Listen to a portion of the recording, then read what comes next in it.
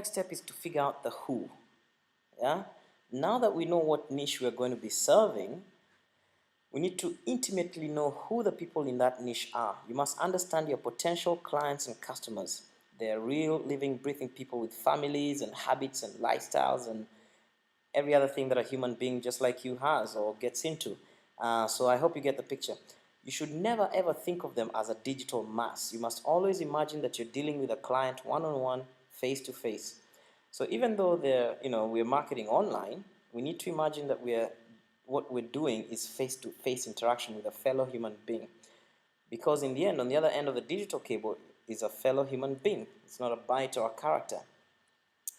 Now, you use this knowledge to know how to approach your market, how to talk to them, how to put your words, when you're writing your website, how to style yourself, etc. Same thing as when we were carrying the what.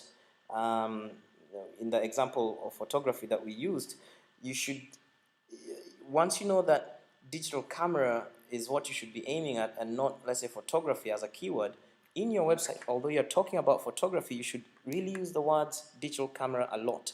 And that's just kind of, allows you to be in the stream of consciousness, the thoughts of the person that you're talking to. They start to see, oh, he's speaking my language. He's talking about digital cameras, and that's what I'm after. And now that's the same reason why we should figure out the who.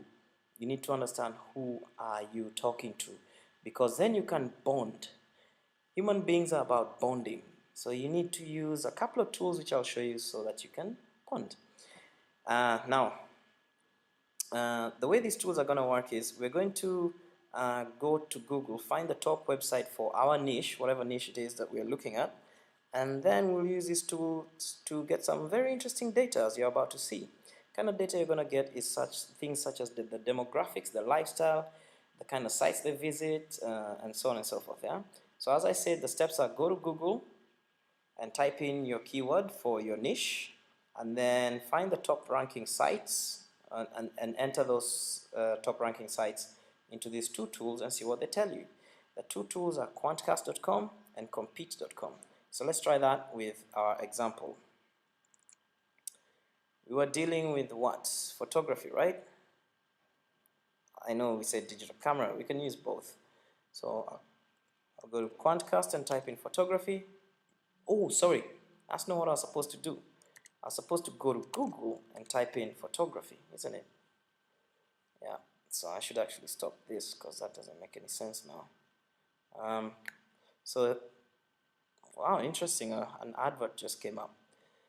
So photography.com seems to be the main website for photography. So you copy that one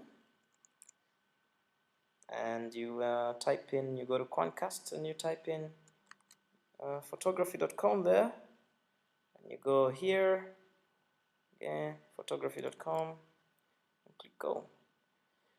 And I would like us to also repeat this experiment with dog training tips, simply because I just want to show you a few variations. Oh, let me tell you why I typed in dog training tips. As you can see, there's an advert there. Usually when I type in dog training, by the way, I'm not a dog lover. I actually don't like dogs, but it's example that I'm using. Okay, there's some ads. Okay, fine. Let's use dog training. Cool. So now we're at Quantcast, photography.com. As you can see, it's telling us that photography.com gets 37.8 thousand people from the US every month. That's the traffic. Globally, it gets about 90,000 people per month. There's a trend, as you can see. The audience also likes stuff about teens, science and technology, fashion, and all this stuff. So that kind of helps you understand who your people are, who your peoples be, dog. So this is the US demographics, which should be quite similar to the rest of the world. As you can see, mostly female, the age, the race, whether college educated, the income. So it just tells you the majority. It doesn't mean that only 0 to 30K income per year do this. I mean, as you can see, there's people who have 100K, $100,000 a year earnings, but they're not the majority. So this gives you a very good graph. You can bury deep and get into the traffic. We won't do that. Geographic, we won't do that. I just want to show you demographics. As you can see, when it comes to race, Asians are the biggest visitors for that website.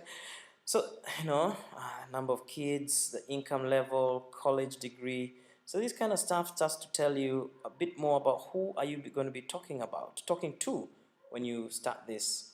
And, when you get into your photography business, it gives you a good idea of who these people are. And I suppose if we're typed in digital camera, actually let's do an experiment. So as you can see, audience also likes that list again.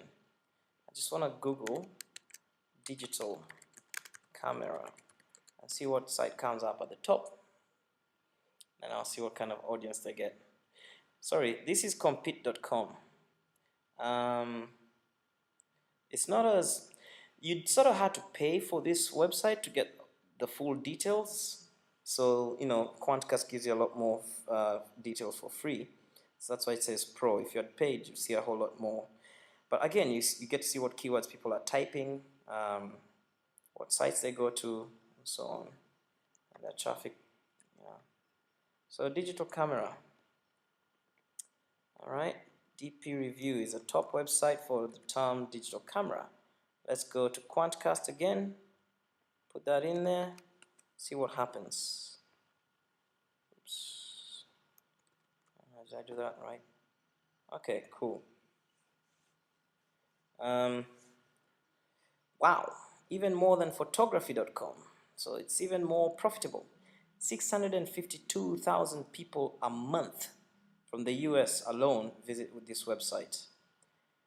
What else do they go to? Adorama.com, ritzcamera.com, buy what PC Magazine they read. So this also lets you start to understand your habits of your customers.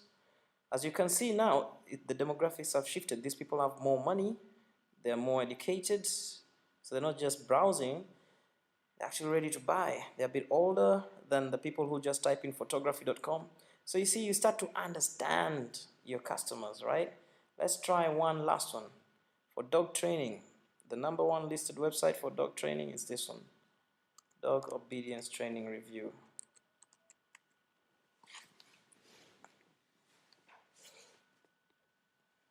Okay.